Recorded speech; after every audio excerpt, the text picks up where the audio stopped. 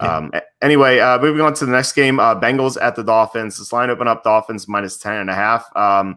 It was 11 for most of Tuesday, and it just popped up to 11.5. So who do you like this game? Yeah, so I'm going to be on the Dolphins in this one. I don't know if I'm going to want to bet this number, but the Bengals they're not very good without Joe Burrow on offense. They skipped right over Ryan Finley, which I thought was hilarious because I spent a good amount of the podcast last week just being like, Ryan Finley is terrible. Like, I don't even know why they're going to bother starting him. And then they decided not to start him. And I was like, oh, that's actually not a bad decision. But then why was he the backup the whole season? Anyway, so they went to Brandon Allen, who, isn't that great either, but at least he had some decent moments against the Giants, even if it came in garbage time. I think that the Dolphins are certainly better than the Giants on defense. They should be able to contain the passing attack of the Bengals, which I think is really all you need to do with that offense, because Gio Bernard is a good backup and receiving back, but he's not good between the tackles behind this offensive line. So I don't think that the Bengals are going to be able to move the ball that much. You look at Brian Flores, he's a great coach, and regardless of who starts a quarterback for them, they should get the job done. The Bengals defense is pretty weak too.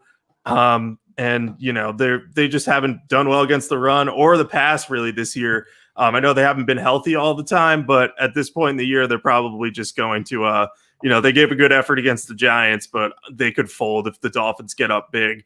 And, some people will question, like, can they win by 11 points or 11.5 now? They've won by 11 or more points 5 times this year, the Dolphins have. So that's a pretty impressive record. I was surprised looking at that was the case. So I think that the Dolphins will be ready for this one. They're not going to be looking ahead. I know they have the Chiefs and the Patriots after this one, but they really need to win to stay in the wild card race. So they might be amped up looking at that Chiefs game, but I don't think it's going to impact them that much in this one, because if they were to lose, then they have 2 really tough games coming up against the Chiefs and their divisional rival, and might lose the playoff berth. So I think Flores will have them ready. So I'm going to be on the Dolphins in this one. Probably not going to bet it just because the number's too high and you risk the backdoor cover. But office pool purposes, give me the Dolphins. Yeah, I agree with you. The Chiefs and Patriots coming up, those are 2 tough games, as you said. And there could be some look ahead factor for sure. I think that given that they already kind of looked ahead a couple weeks ago against Denver, they didn't really take the Broncos that seriously, it seemed like. I think that might play a factor in as well. Like, if they didn't have that game, I could see them totally overlooking the Bengals. But because they just overlooked an opponent and lost to them, I think that they're going to be focused. It kind of reminds me of the Steelers game against the Jaguars, where, I think, or at least I thought the Steelers might look past the Jaguars, but they didn't, because a couple weeks ago they looked past the Cowboys and almost lost. So it's kind of like they had their easy game and they got it out of the way. The Dolphins had their quote unquote easy game, even though they lost to Denver. I think that means they're going to be focused. Plus, Brian Flores, like you said, he's an excellent coach. So I think the Dolphins will show up. So with that in mind, I like the Dolphins to cover. But, I agree with what you said about this being, a line that's very high. There's no value here. And there could easily be a backdoor cover. Although I think against the Dolphins, it's much less likely than it was against the Giants. And if you think about it, the Bengals got a kickoff return touchdown last week. And if that didn't happen, they wouldn't have gotten the backdoor cover. So this Bengal team is just miserable. They really don't have anything to play for. It's in their best interest to lose, so they get Penei Sewell.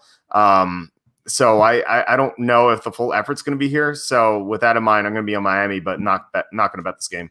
I have to say, I was very, very angry last week watching the Bengals just drive down the field on the Giants late, because I'm like, oh, the Giants, they're covered, but they could get back to recover. And I'm like, nah, that won't happen.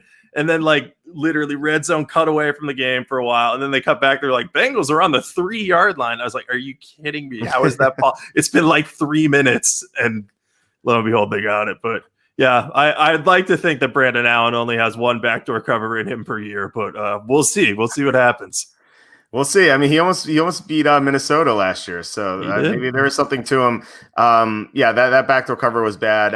Although I didn't bet the game. I initially was going to. I had 2 units on the Giants, and then when it came down to it over the weekend, I'm like, I just can't bet the Giants is 6-point road favorites. So, like, something's going to go wrong, and it did. Like, even though the Giants should have covered, they didn't. So And just don't bet on bad teams getting tons of points on the road. So